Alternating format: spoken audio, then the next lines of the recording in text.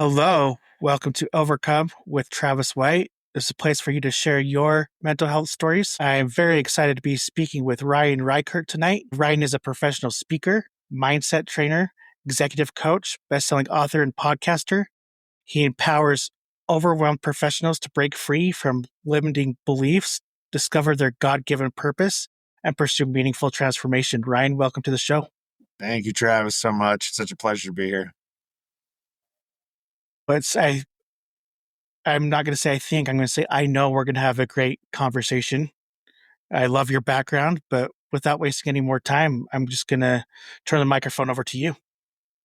Thank you so much. Crank it all the way back to 1978 and growing up in Hoople, North Dakota. It's Tatertown, USA. It's a very small village. I won't even call it a town or anything like that. And I grew up Irish Catholic, was kind of foundationally there in things. And my father was the insurance salesman in a farming community. So my mother was a school teacher.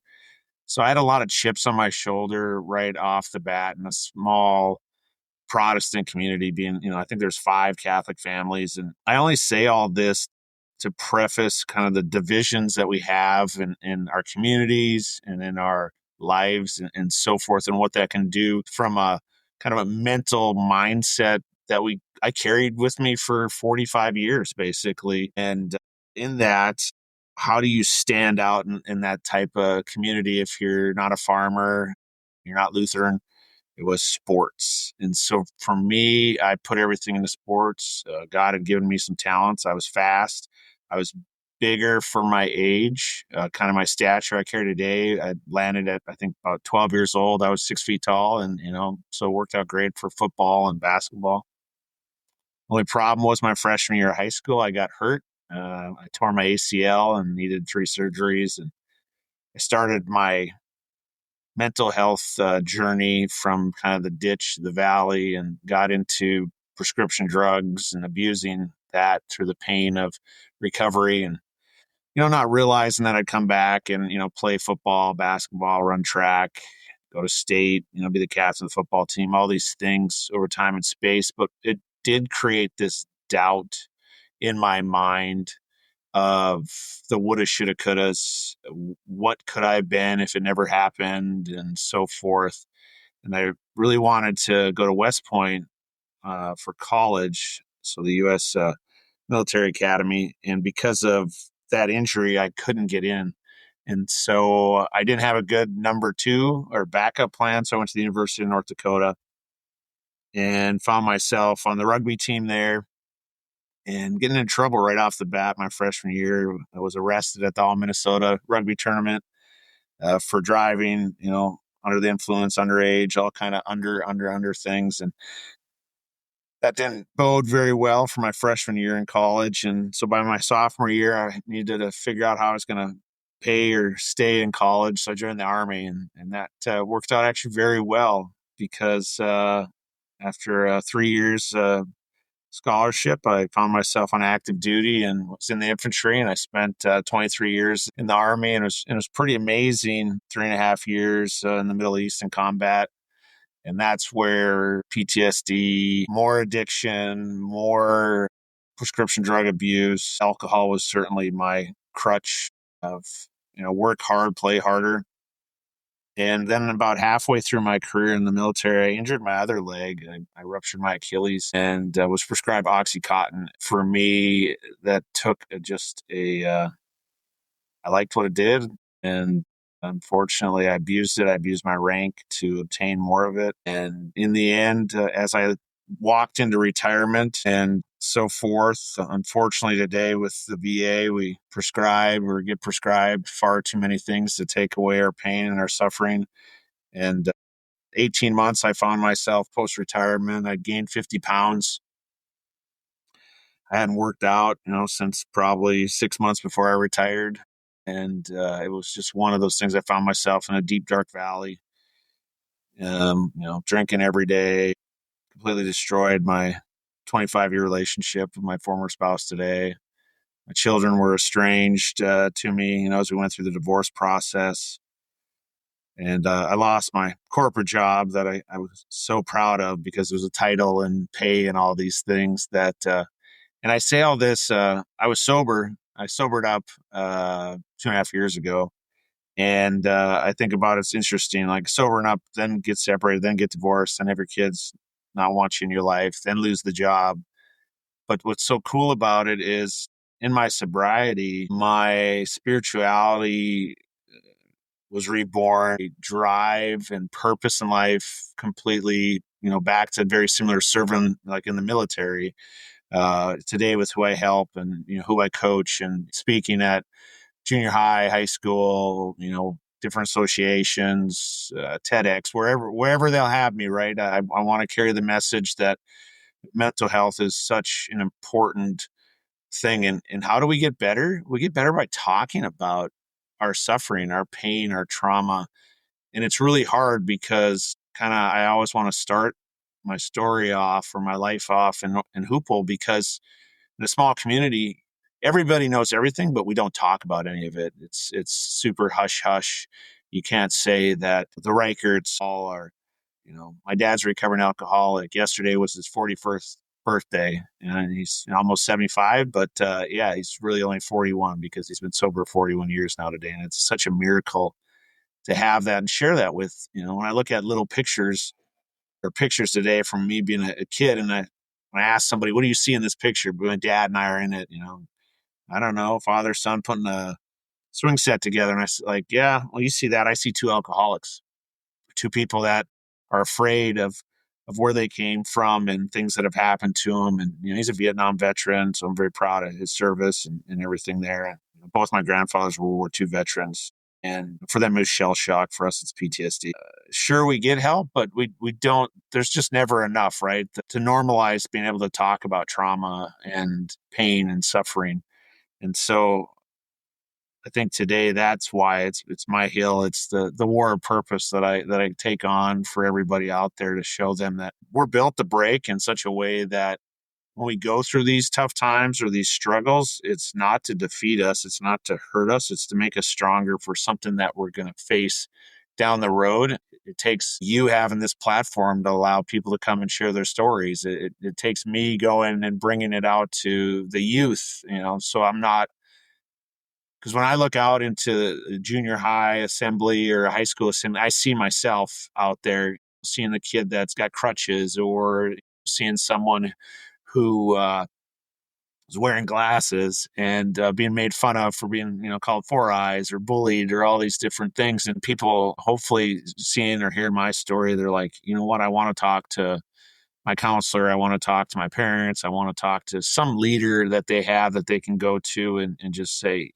I'm tough, but I need to talk about it. I need to let people know that I have feelings, I have emotions, and it's hard because life is hard. And so with that, it's probably the long version of certain things, not going into super deep detail on some areas as well. But no, we got lots of time to talk about it. Yeah. Yeah, no worries. I appreciate you sharing that. I have so many different thoughts and so many different directions I can go. But first, I want to say congratulations. You said it's been 2.5 years you've been sober. Did I hear that correctly? That's that's. I always love hearing just the fact that somebody's overcoming addiction. I think it's fantastic. But the fact that you're out there helping others, I admire you for that as well. Brings me to my first question. Thinking back to your addiction, what was your first step towards healing? The first thing was, I went to AA, still go to AA. My father was, that's what he did. And so I was like the ala teen, ala kid thing. So I think to me it was comfortable to do that, to just Google search where the closest AA meeting was. And when I went to it, it was a Monday night, first one. And it was just walking in the door, right?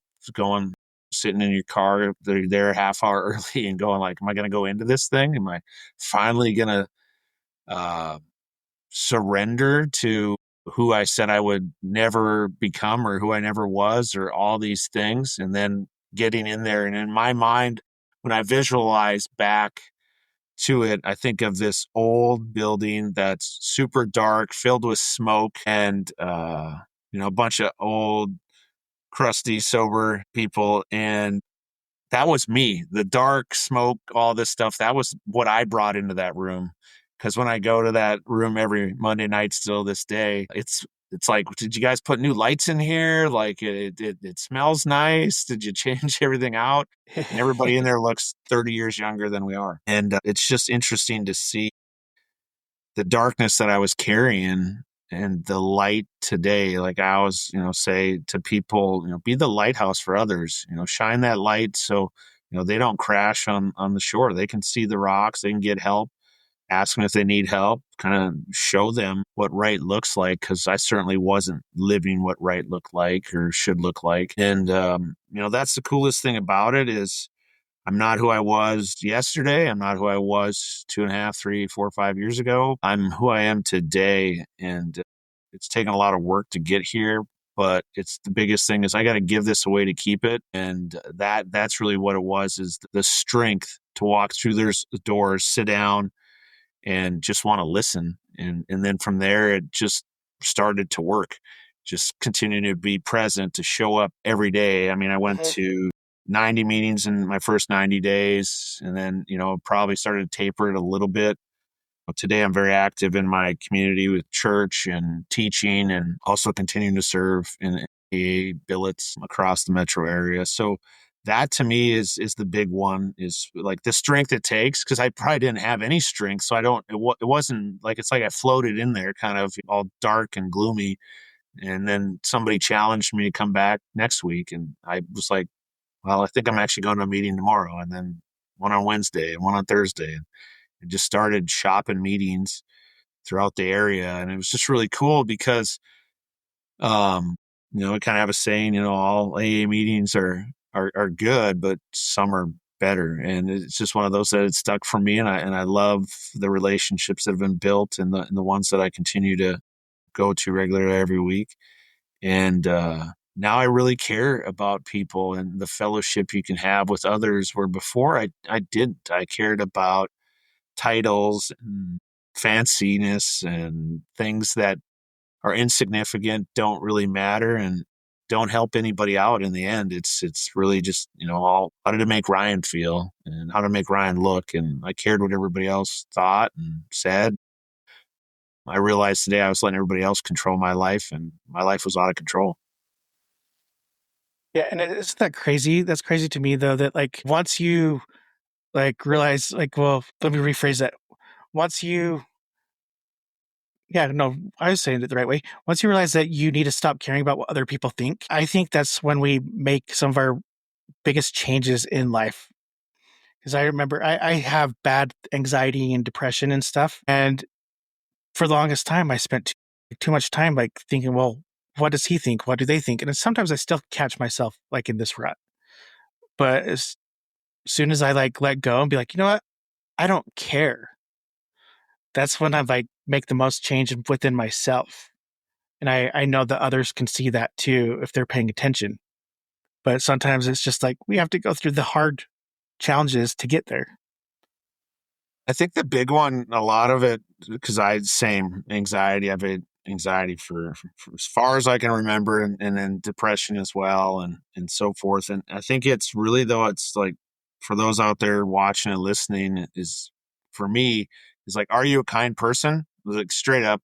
And so if you're a kind person, like don't worry ever about what other people think, because you're just like emulating kindness. It's not like you're being an a-hole, kind of thing. Like if you're an a-hole, maybe you should care what other people think, because you shouldn't be an a-hole. Like kind of, you should be kind and gentle, and unless, I don't know, the old, I'm going to date myself here, the old Roadhouse with Patrick Swayze, and he's the bouncer, and it's like there's the one when he's like, be nice, until it's time not to be nice. And so that's what it comes down to for me. I think before I allowed toxic people to hurt me and so forth, because I cared what they thought and I cared what they said.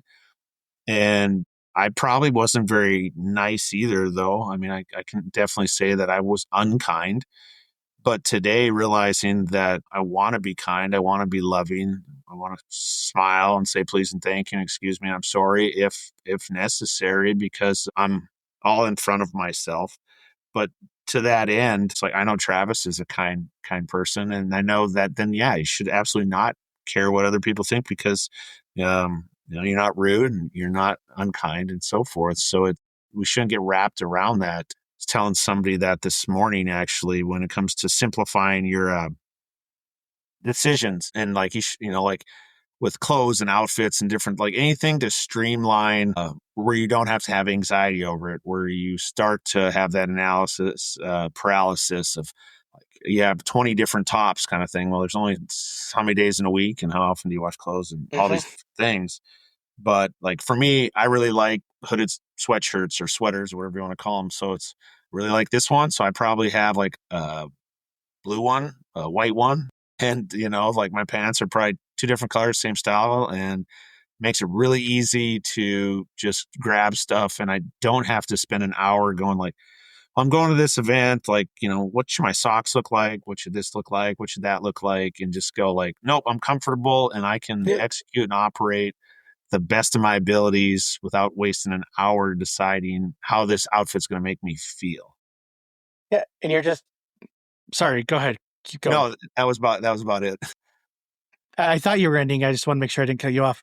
But I love it because you're just being yourself. And you reminded me of this podcast that I watched once where this guy said that he wore like the same colored shirt every day. And people are like, well, why do you only wear white? He's like, because I like it. And he's like, and I have different colors, but like it's like the same brand of shirt, same three to four colors, and I wear them every day because I'm comfortable. I'm within my own skin with these, and I don't care about what I look like.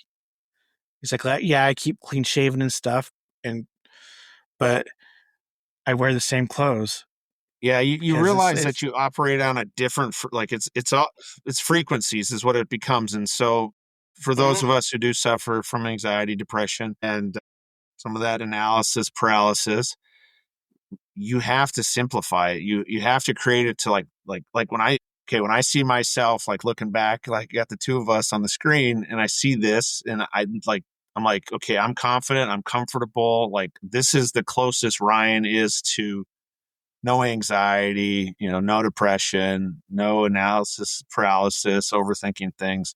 And so if you can start your day that way after you get out of the shower and just hop into this, it you will start to move in a more, so we used to have a saying I was in the teams, slow is smooth and smooth is fast. And so that's what that creates. That frequency creates that slow, smooth movement. So being smooth is actually being fast. And that will allow you in your day to day living to not go into these, I call them doom spirals. Actually, I don't know if you saw it on the app or not, but like it's the mind spiral stopper kind of thing. And it just Mhm. basically takes you through different pieces to simplify or streamline who you are, and what you like. So therefore, you don't have these catastrophic like doom spirals or mind spirals at times, because you're like, I'm the one briefing the day for the weekly meeting, and I need to wear this. And then you pull that out and you notice there's a stain on it, and you only have one of them, and it's catastrophic. You're like, oh, maybe so and so can brief today because I can't wear any of this other stuff, and I'm behind now. And then you hop in your car doesn't. It just goes from there, right? You can start seeing the Mhm. avalanche come behind you, and like I said, I think we said it. Life's hard. Like make it simpler for yourself, and have the things that bring you joy. I don't know who the person was that was like the declutter lady. Does this bring you joy? No, get rid of it. Does this bring you joy? No, Yep. get rid of it. Does this bring you joy? Yes. Okay, keep it. And then the next one. This is the same one. It brings you joy. Yes. Like okay, get in a different color, and so that is just, it's neat to see it and to see people that operate at higher levels, and they normally have the same backstory.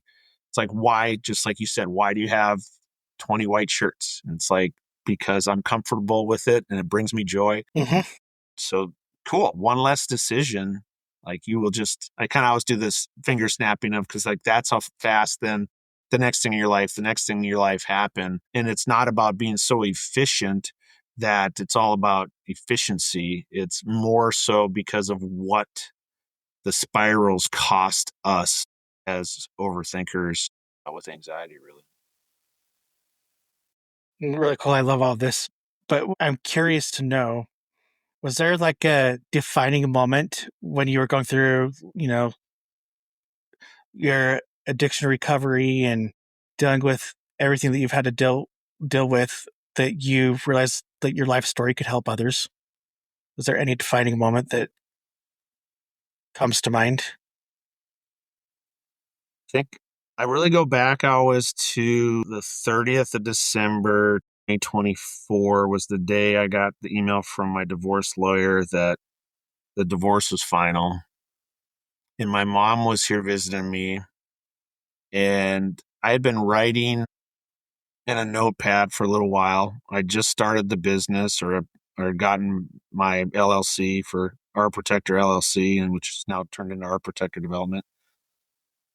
And she's like, what you gonna do today? And I was like, hey, I'm gonna just go in the office, start typing what I've been writing in this notepad. And to me, it seemed like all days. There's part of me that it was 12 hours. There's part of me it was like 8 hours. But anyways, I think I typed out 12,000 words or something, for the first book I wrote. God only knows when the devil comes to you a second chance at life. And it's kind of going through the divorce, broken heart, estrangement, job loss, and the tools that I got me through it, and so forth. And I was actually coaching someone earlier today about, he's like, just where should I start? Right. And to me, where I started was I was taking so many losses that year. Every single day, I was just piling up catastrophic loss after catastrophic loss. So I was like, how do I win? And it just came to me, 3 daily wins: a physical win, a mental win, and a spiritual win. And what it really came down to was May's a 4-year-old golden doodle. She's like right off camera, like right here. And she was, whatever, one and change at the time. And I was super depressed. And, she'd bark at me to be like, all right, I'm going to do my business right here on the floor if you don't take me out, kind of thing. And I'm like, gosh, okay, fine. And I had enough strength to take her out, and we'd walk around the apartment building. So, what is that? A couple hundred yards, maybe, not very far.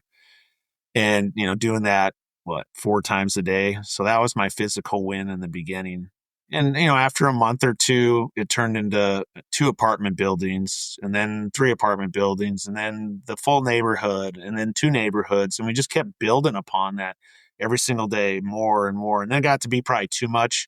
And she's like, hey, we can ratchet it back. We don't need to do a 5-mile walk every time we go out, kind of thing.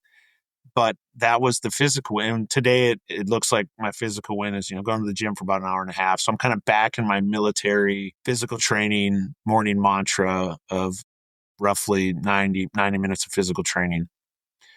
And then for mental, what it looks like to me is reading the Bible after I come back from the gym, about 30 minutes. And then I meditate for 30 minutes. So that my mental and my spiritual kind of are two together. And what that looks like really is, you can have it. Actually, well, the new book just came out here at the beginning of March. Let's Get Spiritual. So this is all the practices that got me to Travis and Ryan on a Thursday night in March, kind of thing. Basically, your physical wins I have in here: walk, run, lift, swim, other. Mental win: read, write, create, learn, other. Spiritual win: pray, meditate, study, grow. And there's a bunch of the other things that kind of have worked. But that to me uh, was in the first book, was the 3 daily wins. And so then no matter what, kind of I say, what you do from 5 to 9 locks in your 9 to 5. And so I can control those 3 things. So that means I win 3 times before some people even get up for the day. And then whatever happens during that 9 to 5 work day, it doesn't matter, because all that's really outside of my control, right? Like having a meeting like today, the coaching meeting this morning, could have canceled, car could have not start, something didn't happen, or that person doesn't show up. I can't control any of that stuff. Like, I can just control me. So I showed up and I'd already knocked out my 3 daily wins. I was happy. They showed up, bonus, and work through that and hop on a podcast, keep working on the next book. We need to really realize is, and this is something I'm still working on today. I don't have it all figured out, is what can I control? What can I control? It's just like hopping on a Zoom, right? And it's like, my internet's not working, or this is happening, or that's happening. It's like, what can you control? Okay. So in your apartment, your Wi-Fi isn't working. I guess it's like, do you turn your phone Wi-Fi on? Do you go across the street to the conference center? So anything that happens in your life, you just always have to look at it. It's like, can I control this? And if you can't control it, you just have to, I for me with my spirituality, just Jesus, just take the wheel. I know you'll take care of it. It's all going to work out for me. But yeah, in that moment, 30 December 2024 was kind of I was like, all right, this is going to be the beginning of a story. I don't know what it's going to look like. And it was my second chance at life. It was, the redemption tour, as I like to call it, and what 2025 became, where, yeah, it started in, full on publishing 3 books in 2025, creating an online course, starting to develop the app. And then now in 2026, more coaching, more speaking. We did TEDx in February, up TEDx Duluth. And it's just trying to be an advocate for, be kind. My, huge mantra. Normally, anytime you'll see me with a be kind shirt on or something that says be kind, with the 6 steps to, transform your life, our lives, any way to transform how we go about just taking kindness to the 8 billion people that are around the world. And what could that look like if we were all just kind, and realize that there's so many things in our life we can't control. So just let it go and be kind. Yeah, for sure. I absolutely love it. And I remember going in a therapy session, I was describing to my therapist, like, well, I can't control that. I can't. It's basically what you said. And he turned around and he said, you need to, one, your expectations with certain things in your life. And 2, you can only control the things you can control. And it's like one of those things, so much easier said than done. But once you realize that, or put it to mind that you can't control everything, but for that stuff that's in your control, like, it makes things so much better. You said something I love so much: lower your expectations, because that's truly, I'm going to butcher it. I know it's, I think, in God only knows, but was it happiness? I don't know. What is it? Is it reality minus expectation equals happy? Yeah. Reality minus expectations equals happiness. And so it really is, like, we have what we believe. Well, we know what reality is. And then we have that you're like, the potential. It's always with people. I think this all the time with friends, family, coworkers. Like, we see them, we put them on a pedestal, possibly, or Ryan does anyways at times, puts people on pedestals, and we see the potential in them. I see the potential in them. And then that's the only thing that I can gauge. Like, I'm like, why isn't it this way? Why aren't you acting this way? This is who you can be. Or I believe you are, maybe, or I've seen that, maybe a glimpse of you. And it's like, no, that's you, what you would do. That's how you would act. And so, no, you have to look at, like, how they're acting, if it's other people or the situation. And that takes so much. I mean, today I can do it. I can pause, 99.9% of the time I can pause, and this thing doesn't open up and stupid doesn't fall out. And I don't have to make amends with people, and so forth. And so normally my actions, do match things. But it is really that. It simplifies, and it's hard because we're human. We want more. We want more, more, more, more, more. We want comfort, comfort, comfort, comfort, comfort. And that's not what we should want. We should want hard, because hard is meaningful. Hard is doing the next right best thing. And that sometimes it's not ice cream with sprinkles and whipped cream and stuff like that. It's oatmeal with almond milk, and that's it. And so Mhm.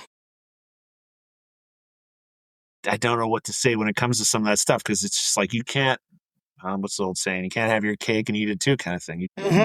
doesn't doesn't work like that. But I love, you share, and with your therapist. Same for me. I think of my therapist, my psychiatrist, like different people I've had in my corners over the years.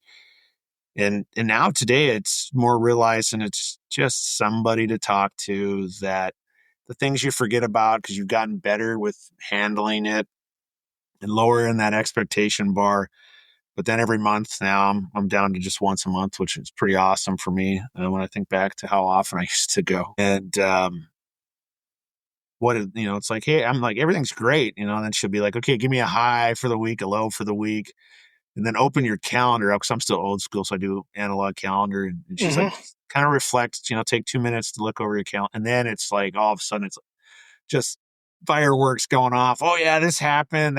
She's like, I just wanted you to let it go, because I'm not sure if you, like in a meeting, talked about it. Probably not, because sharing for a minute, it's only a minute, not an hour. And for those out there, like I said, listen and watching, and if you're not somebody who is able to, because you don't want to be unloading on your friends like that. They just like, you're a clown, like, kind of thing, right? Like, it's the side of it where you're just looking for a reaction, for some sympathy and so forth. Get help, like see a therapist, see a psychiatrist, have a coach that can hold you accountable to, those daily wins that you want to have in place. And so you can win every single day. You can really be proud of yourself again.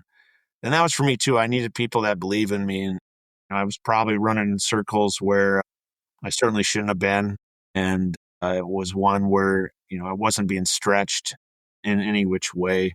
And so now today I definitely have, like, it's like, when do you outgrow the circle, and when do you need to move on, kind of, and find a new tribe, and when it's okay to have certain tribes that you check in, check out of, and so forth. So yeah, it's pretty cool. You remind me of something that my former boss used to say. He said, if you're not being challenged throughout your day, you're doing it wrong. He's like, that's when we learn. And I totally agree with that.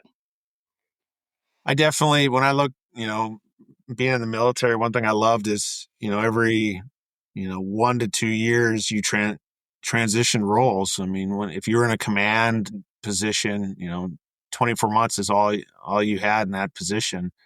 And so you want to obviously come in, assess, have the way you want to steer the ship, and then you're kind of getting ready for the next person.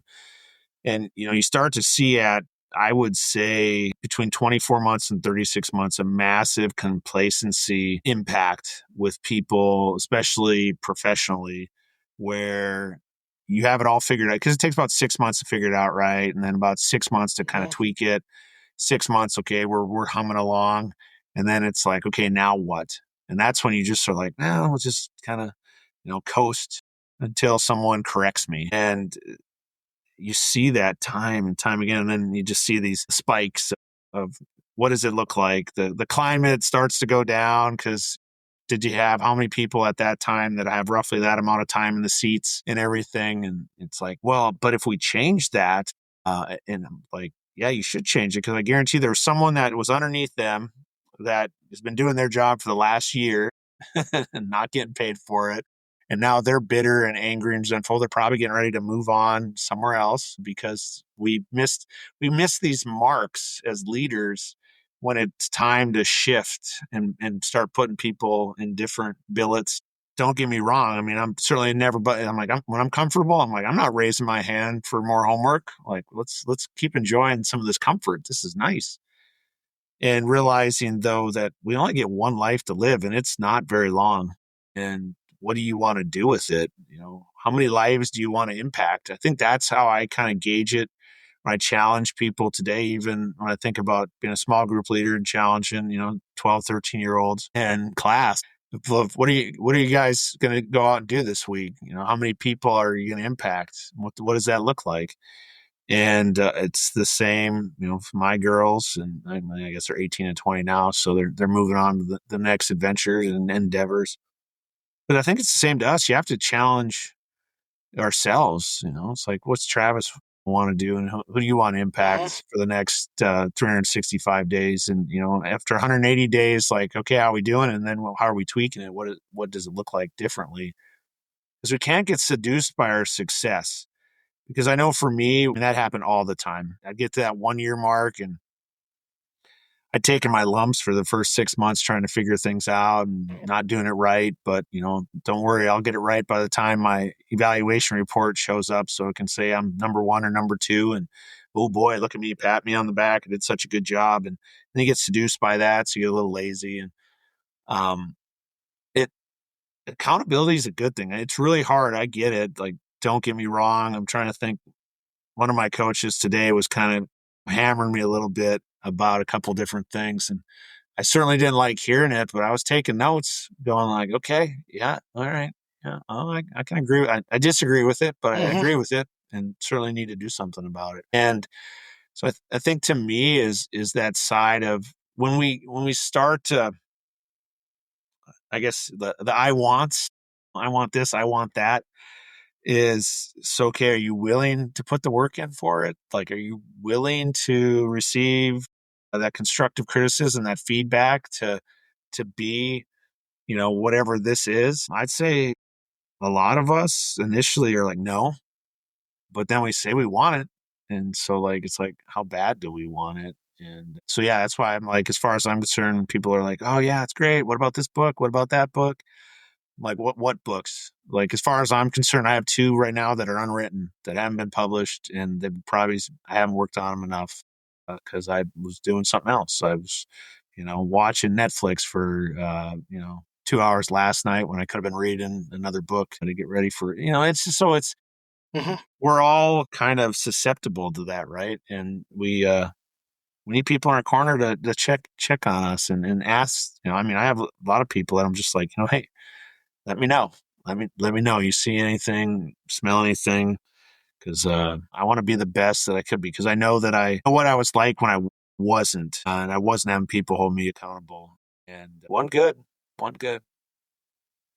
You touched on something that I think is key for anybody that's, going through addiction, mental health, physical health, whatever challenge you're facing. Community. You need those people in your corner Yeah, to be there for you. I mean, I think that's the most important. I mean, I never would have imagined, community be the most important thing. Just kind of looking at my life, but then also knowing that I was in units that, yes, we were all alone in the middle of nowhere, and that's all we had was, the 31 Bubbas or the five or the 200 of us, whatever that unit looked like downrange, and just think how tight we were. And, it's how quickly you forget that's what really made you tick, makes us all tick is, I always kind of say our tribe.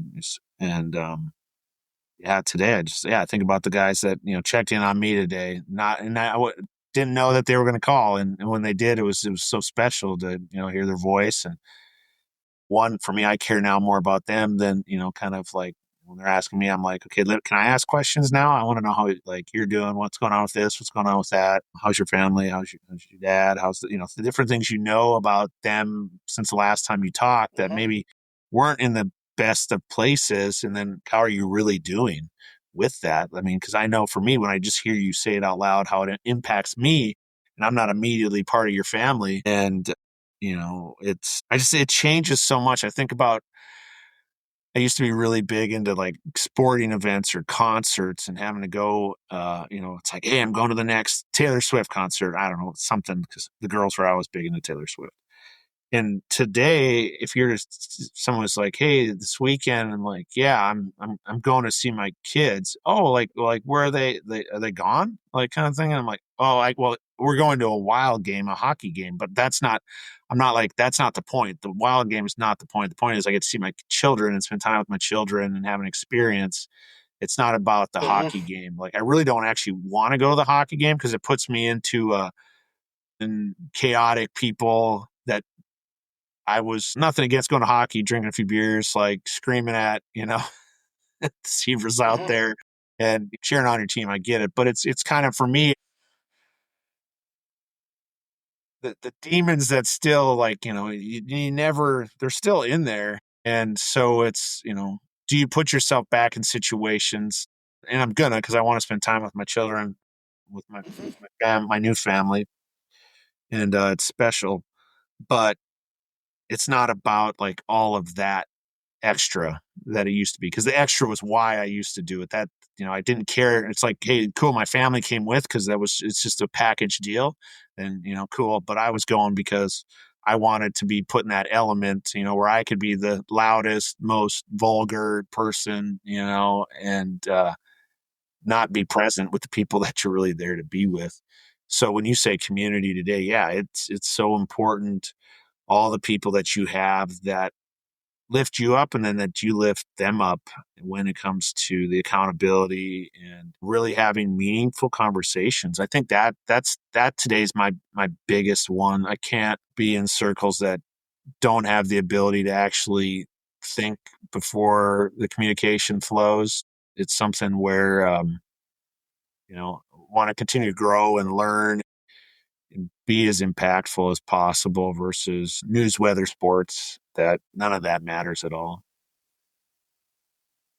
Yeah, I love it. I love the little addition you added to like community and just basically saying is no, it's not about the game. It's not about the event. It's about being with people that you love. But you also have mentioned the military a couple times, and just your time spent there. How would you say that your experience in the military shaped your mental resilience? Yeah, I think way back. So I was in the infantry, and my first year on active duty was just schools. It's like infantry officer basic course was 16 weeks of preparing you for ranger school. Is what I remember. It show up Monday morning, get our stuff squared away, walk out to the ranges and stay out there till Friday, walk back, and living out under the stars every night, which is awesome when I think about it. Because to me, I know you could drop me off in the middle of anywhere under the stars, and I'd probably actually really enjoy it. I'd be like, man, this is amazing, and so forth. But it took, you know, Monday through Friday for 4 months. And then you got airborne school. So, go fall out of some perfectly good airplanes. And then going to Ranger school, 61 days of pure suffering, being your caloric intake being set to a pretty low amount. You're sleep deprived, and you are worked to exhaustion, and mentally challenged to make the hard decisions in that state. And what then going through all of that, it wasn't too long after all that, maybe like 8 months, I went to Afghanistan after that. So I was like very prepared to be on the side of a mountain in Afghanistan with my guys and my platoon. And we just called it extreme camping. And it was one of those things that it wasn't that big of a deal. And so today it's different, but I could really see that made me harder. I didn't have a lot of compassion and empathy for when people would say they were having a hard time or that their circumstances weren't ideal.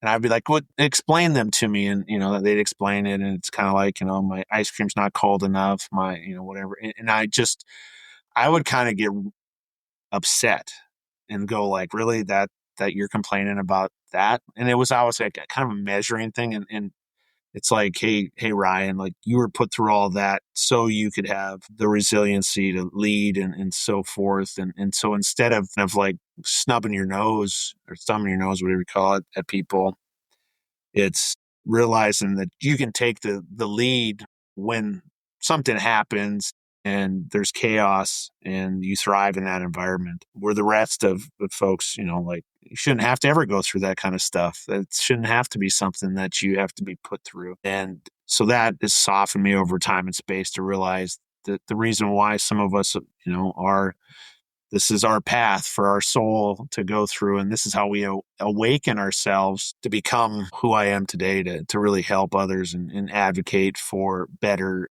and carry the water. Before, I think I kind of was tired of that, or I believed, I should get a trophy or something crazy. And it's just like, dude, what's your problem when it comes to all that? Like, no, it's never about that. It's not about you. You're not that important. And so it allows me now today for, like, when the switch got turned back on, and it's like, okay, let's, like, you were once a well-oiled machine. Like, let's get you running again. You could see that all that training served its purpose, and realizing that fighting for a purpose to help others is huge. Not saying that I have it all figured out, but knowing that the things that I've gone through work for others as well, as that's what I do, in helping others with the tools that many people have used before me. I don't believe anything that I'm doing is new. It's just asking for help, and then people, holding you to whatever the standard is.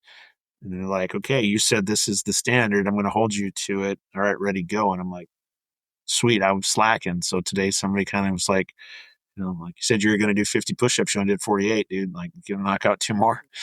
And that's just what it takes. And that's the resiliency that was created in many, many years of training, because every unit is a little different. And as you move up through the ranks, the formations keep getting bigger, and then you're further and further away from the line, as we call it, and operating. So you become more strategic and maybe a planner, and you kind of forget what it's like, because you're, 50 miles behind the line, and you're in a tent on a cot versus being on the front lines on the ground, with, whatever it may be. And I think that's what happens with all of us, right? As we get older, we get a little softer, and it hurts more. And I believe now today, we just can't stop. Like, we always got to keep moving forward. And I'm realizing that, I used to be an ultra marathon runner, and I got hurt and kind of stopped. I ran one marathon after I ruptured that Achilles, and I had ran for a number of years, and yeah, it hurts now to run. Like, I'm still trying to get back into that, peak running shape again, which is a goal. So you just got to push through the pain, and you'll be able to do it again. Well, I absolutely love it. I love everything you said. But the one part that of your story that's always stuck out, and you've mentioned it a little bit, is how you found your spiritual side again. How did faith become central to your mission? Yeah, it's certainly. I didn't know it was gonna become what it has become today. It just was, I guess, how it worked. And basically, about 3 weeks, I think, after I sobered up, I started going back to church. And from there, that turned into the Alpha course, and kind of rebluing my Christianity and getting an understanding, clarity again. So I bought my first Bible about 2 years ago now, and joined a men's Bible study. The first fall, I started teaching sixth grade boys. And I was in sixth grade when I had my first drink, and when I started drinking. And so to see these guys, a year and a half ago or so, when we started teaching together, I just can't see it. I'm like, how? There's no way I was that, young or whatever, and I was doing this, putting poison in my body. And yeah, so now it's just serving as much as possible, read my Bible every single day. Learn it, it gleans so much through it, because everything stems from it. And so, like, as you pick up like a success book, and you're like, "Oh, why does this sound so familiar?" And it's like, okay, Psalms, Proverbs, like, just go through either one of them, and it's like, that's any success book under the sun. Just correlate them. Or for those of you out there that, like, I'm not great with the AI yet, I'm working on it, but throw those, take your book that you're in right now on, like, your success principles, and chime it or whatever, prompt and then say, okay, how does this relate to what verses in the Bible, and it'll literally be like verbatim. You'd be like, holy cows, it's like the same, like literally the same thing. So there's nothing new there. And same for when it comes to my books. Like that's why there's a lot of scripture in them, because the scripture says it better than my same bullet point with just a few words like moved around and changed, or your North Dakota accent in it. To me, it is. It's just I can tell if I don't go through my paces each day, it's certainly I can see how my demeanor changes. My light almost kind of dims a little bit inside. And you just, for me, that spirituality is just what creates the drive, that purpose, the war purpose that I have to, you know, saving souls is what it comes down to. I mean, it's that simple. If you have no idea who you interact with on a daily basis, that, you're helping them, that one nudge to go down this path. I think that all the time. My dad and I actually, earlier today, we didn't get to talk yesterday. Had to text him and left a voicemail saying happy birthday to him, but we didn't get to connect till this afternoon. And, I was thinking to him, like we were saying, because he's sober up, he's 33. I was almost 45. And I had a lot of nudges, right? I kind of, as I was telling you through, at 12, like, and you're throwing up, like, you're probably like, man, this alcohol thing probably isn't for you, dude. Like, now would be a great time just to not continue it. 18, getting arrested. Actually, forget, when I was 16, I was in Spain and on a school trip and got in trouble, and I got suspended from basketball for like 6 weeks of the season, like my junior year, I think. You just forget so much of these nudges always of like, hey, dude, like, this is just checking in to be like, why don't you not do this? And so you don't realize, like, when you're kind, when you're helping somebody else out there, like as you're nudging them into a better place in their life, we don't know that. So if we can be those people, as opposed to the person I might have been at one point where I was a little darker and I was nudging people the other way, like away from being kind, away from being gentler. And that to me is what it's all about. And that's why my spirituality is so important to me today, because if there's light, there cannot be dark. And so the world is the world. Comfort's unfortunately darkness. And that doesn't lead to an abundant life, I guess, in the end of the day. Very well said. This is all great. This is why I do this, is to hear these types of stories. It's like I always tell everybody, it's like a free therapy session for me. It's the same for me. I mean, every conversation I have today is a meaningful conversation, and it really is. If it's communicating with another alcoholic, it's like, cool, it's an AA meeting. If it's like for you and I, like it is a therapy. It's another therapy session, right? Like, so it's awesome. You just start to realize that that's the healing of conversation, right? Meaningful conversation they're a therapy session. It's healing. We're releasing those generational curses or that family trauma that generations before us were going to take to their grave or did take to their grave. So we get to carry them. And the cool thing is today is some of us are strong enough to have a podcast platform and project it all over the world. You're kind enough to invite me on, and I'll talk about it as long as you want to talk about it. It's awesome. I have a handful more questions here. So there's so many different angles to your story. So one of the things that I really like too is you say that you help people find their God-given purpose. How do you help people discover that? Yeah, so this one's really hard. And when I say really hard, it's the sense of there's a lot of questions involved to it. And it was always the joke when people, because I was in infantry, jack of all trades, master of none. So it's like, what do you want to be when you grow up?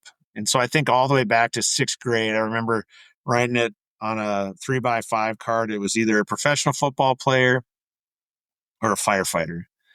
And, okay, fast forward 10 or 12 years, and it's like airborne ranger in the infantry in Afghanistan. That's a professional football player and a firefighter. You put those together, that's what you get. And okay, well, fast forward 20 years. Okay, now what does that look like?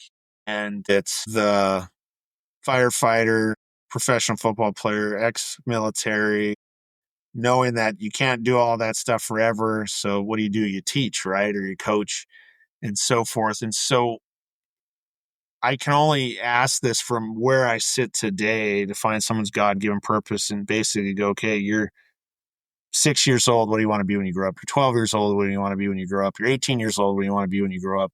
Say they're 35 and, they didn't do this. They didn't do that. They didn't do this. I'm like, okay, does any of that something you want to do today? Yeah, it is. Okay. Why aren't you doing it?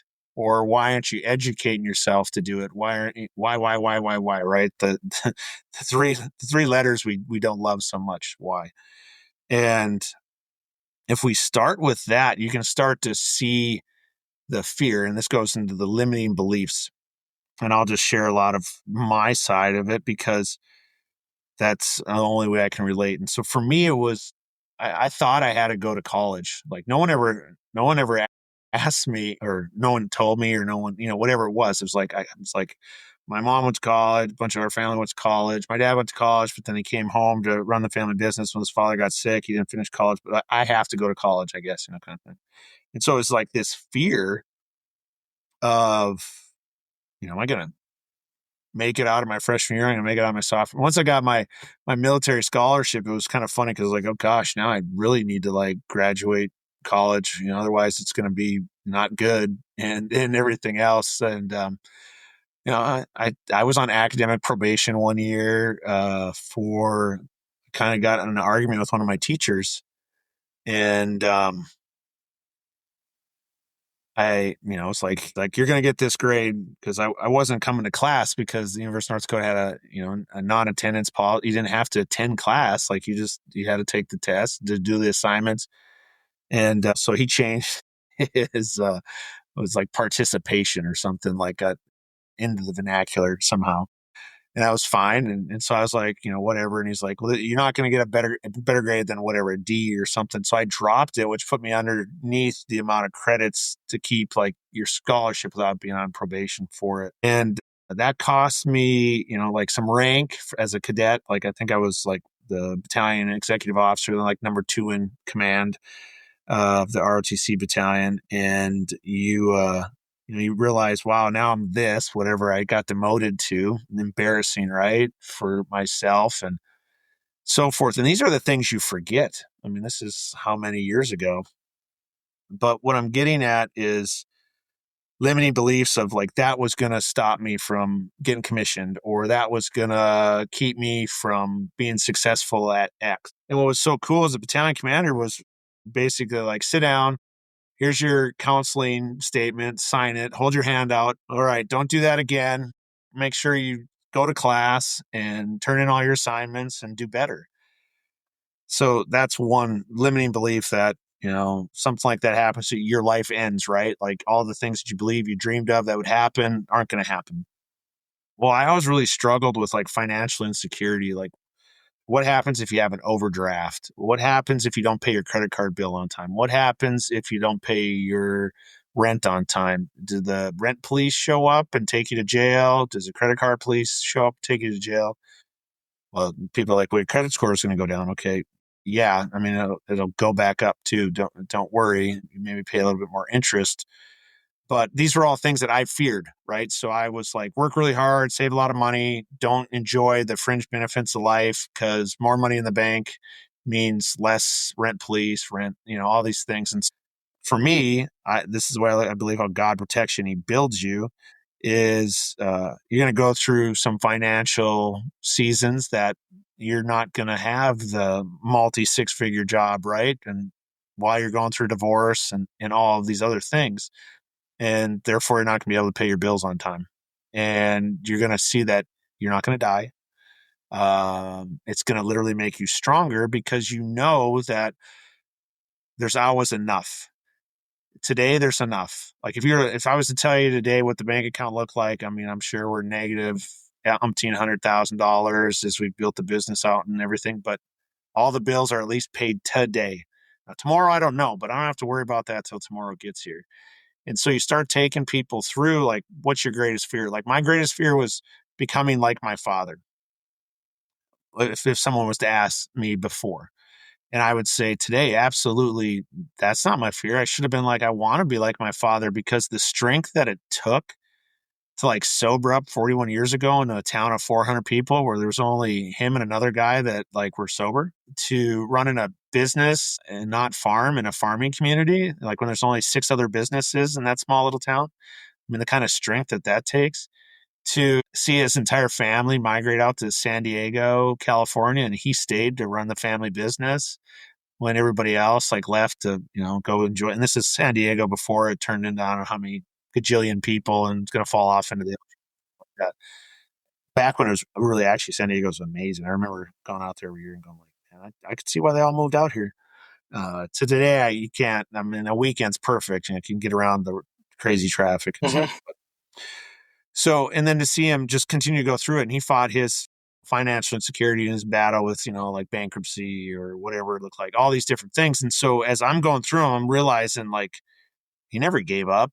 And so he's changed his career. He sold the business 25 years ago and kind of got into different other ventures and so forth. And it's super cool now as we kind of reflect together on it, because for me, I stayed in the military all those years for security, right? It's like, sweet, I get paid every year, going to get some type of raise, might not be much, but it's going to be something. And there's a retirement. They've changed that today. It looks a lot different than it did for how I was able to retire out of the military.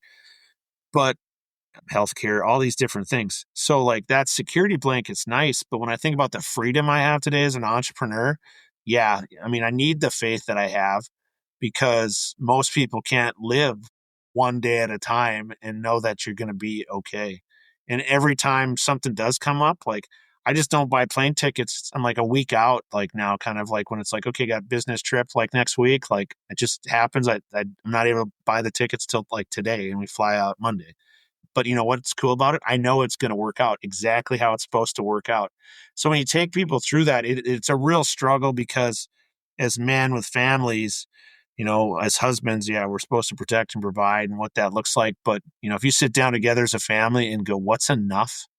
Like, what is enough? Like, we could move back into that 2-bedroom apartment we had before we had all the kids. Like, okay, you got 3 kids, like, but the kids could like bunk up together.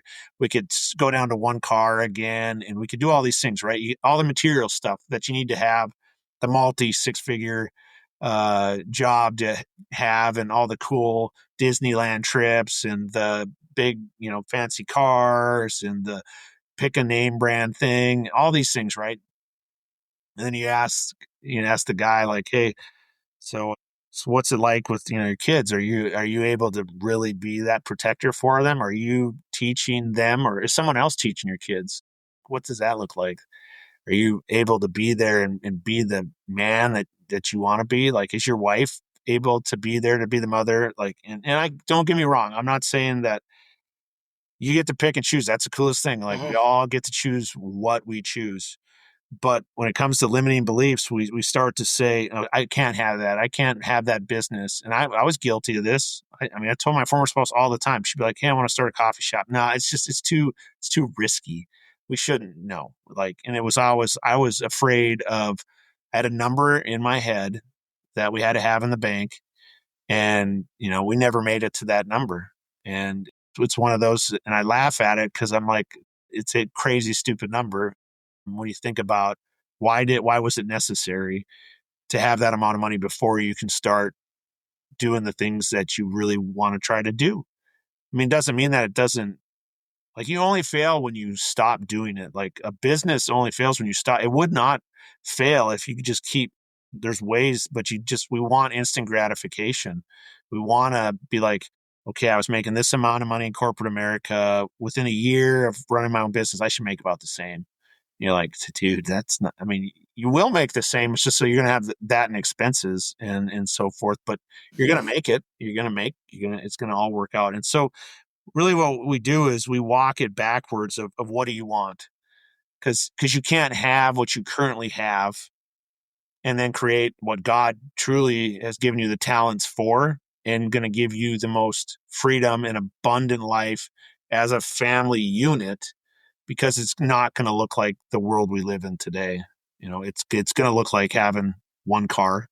It's going to look like a house that's probably half the size of the house that you live in, at least for 3 to 5 years. And unless you have it built out in such a way that you've done your due diligence prior to all of this. But I guarantee you'll be like, was it hard? Yeah, it was really hard. Was it worth it? Oh, I'd do it blindfolded next time, kind of thing, because it's so worth it. Just that when I see the relationships and the relationship with my children today, because of what I've been able to work on myself in this. And if I was doing my old job, no, it never would have happened. I never would have been able to do the work that it's taken to see my God-given talents and abilities come through, and then to help so many others. And that's what I love so much, is when you see someone, because all it takes is for one of us to believe in somebody else, and to see them Mm-hmm. just skyrocket. And for me, it took 18 months to like create the things that, you're like, oh, this tool, like, I love this. This is great. And that was like 18 months, and it works for me to pull that together. But I can hand it over to somebody now, and within a week, they can get this out of this one tool. Within 90 days, they can take like all the tools together, and in 90 days have an abundance that they've never, ever possibly had before. But it's not for everybody, because you have to do the work. Work's a 4-letter word. Hard's a 4-letter word. Life's a 4-letter word. So you get to choose your hard. Yeah. It's pretty neat though to see those who want to take it on, because when you see them, I got one guy, he's 15 months into things, and I was talking to him this morning, and I was just like, dude, he's like, what are you talking about? Like, that, so like basically it's the same thing you did. Like, and I'm like, yeah, but I didn't get to see it. Like, I didn't see it. I can't see. Yeah. When you're in the bottle, you can't read the label. For me, I'm at 0 thing. I just started. It's pretty special to have those testimonials, and then just to be able to, get the snippets and see what it looked like along the way for them to truly pursue their God-given purpose, and see their God-given talents come to life over time and space. Yeah. That's really cool. You've mentioned limiting beliefs. What are the most common ones that you see when you're coaching people? Yeah, the big one, and I maybe touched on it just a minute ago, is the financial. They, I have to have $5 million in my retirement account. I have to, this. It's all the I haves, and it's like, okay, well, you Mm-hmm. get to pursue that, but you're gonna not say not. I mean, I had lots of money set aside for retirement, but I wasn't living today. I was living for when I'm 60, 65, and not going to be able to travel because my knees are both completely shot. And so I redefined, like, what does that look like? I recalibrated for myself what enough was, because there was a guy in the speaking event about 6 months ago that I was speaking at, and he went before me. I was so glad that I got there early and was able to listen to him. And both him and his wife, corporate, making an amazing, just unrealistic amount of money, the two of them. But the nanny raising their kids, a tutor raising their kids, and they had, everything you can imagine on their son. It was a great highlight reel. And they sat down one night, and they're just like, are you happy? No. Are you happy? No. What would it take for it to be enough so we could raise our kids? They're like, well, let's start this business. And yeah, they did. They ratcheted all the way back and what enough was, and still to, retire one day and all these different things. And to see them today, I love every time like something pops up on LinkedIn from him, and hear from him and stuff, because it's what allowed me to see what enough was, and how, I'm going to continue to invest in myself. I'm going to invest far more in myself than I am in my retirement. I'm going to, continue to have a retirement, invest in a retirement account, but I'm going to invest in who Ryan is, like right now. Like I'm kicking the can around. It's like, I want to get my doctorate, like, and invest in myself in that. What would that look like? Why would that look like it a certain way? And, it's just challenging, because you only get your life to live. You only get your life to live. And so what do you want that to look like? And I have obviously older children. I have a partner today that has similar beliefs, thoughts, and purposes in life. We have similar careers, so therefore it allows us to travel when we want to travel and shift our stuff. I mean, you don't have to go on a 2-week vacation kind of thing. Now, the cool thing I've realized, like 3 or 4 days, like going somewhere, would you tie work to it because you got a client there and it's in a tropical location because they Uh-huh. were pretty smart when they chose like where they were going to build their business and everything else. Those are the things to me that you really start to, um, we build our own box and it comes from community, family, all these things that we grew up in. We believe somebody, like I said, no one told me, but I believed I had to go to college. And I think college is great and wonderful. I don't think to be successful in life, do you need to go? No. You can certainly invest in yourself. You can be self-taught. You can have multiple coaches and pay them $200,000 that it costs to go to a 4-year school these days. And so this is coming from somebody who, got my master's degree, got this, got that. And I think education's great, but I think about what creates memories and what creates experiences and how do you learn from traveling the world. I think that all the time. That's one of the greatest things that I was given in the military was getting to see the world and how, wow, I mean, we're so blessed in the United States and everything that we have. And what we take for granted is, I mean, we have our own struggles here, don't get me wrong, but it's pretty darn good. And realizing, if you have the opportunity to even get out of your own state, some people never left their hometown and nothing against that. Just knowing though that it's a big, beautiful world out there. You should check it out, Uh-huh. see the different cultures and different places and different foods and so forth. It's like I said, the world's your oyster. You get to do what you want with it. And so if you want more, that's where you need to be brave and take that leap. And you're going to either grow the wings on the way down or you'll build an airplane to make sure that it can take flight over time and space. And that's the coolest thing is once Yeah. you make a decision. So not making a decision is making a decision. But once you make the decision to change your course, the universe adjusts for you. And you can't lose. It's all better than you would ever imagine. You just have to start. You just have to make a decision. Yeah, for sure. And it's like that's how I feel about this podcast is I sat on it for a long time. I was like, do I want to do this? Do I have the time? I know I have the capability, but do I want to spend the time? And it's like been one of the best things that I have going because it's like I'm passionate about it. I love the people I speak to, and I love feeling that I'm helping people. I mean, you Kind of. are. You're helping. I mean, you're helping me right now. I mean, you're asking me questions, and I'm just sitting here blabbing away. But it helps me. I mean, it helps me every time I share because it's just that 1 ounce more that I don't have to carry, you know, inside of Mhm. me for something. And yeah, so thank you. Yeah. So I kind of just have one bigger question here, and then just a few follow ups. If someone listening today feels like they're, in this deep rut, deep valley, whatever you want to call it in their life, what message would you want them to hear? It's a hard one. This thing is 1,000 pounds at times, right? And you got to ask for help. You got to ask for help. Just I'll throw my number out there right now, 360-951-9202. If you're in your dark time today, you need to call somebody. You just need to talk and let them just be there for you. But the thing of it is, at times we gotta.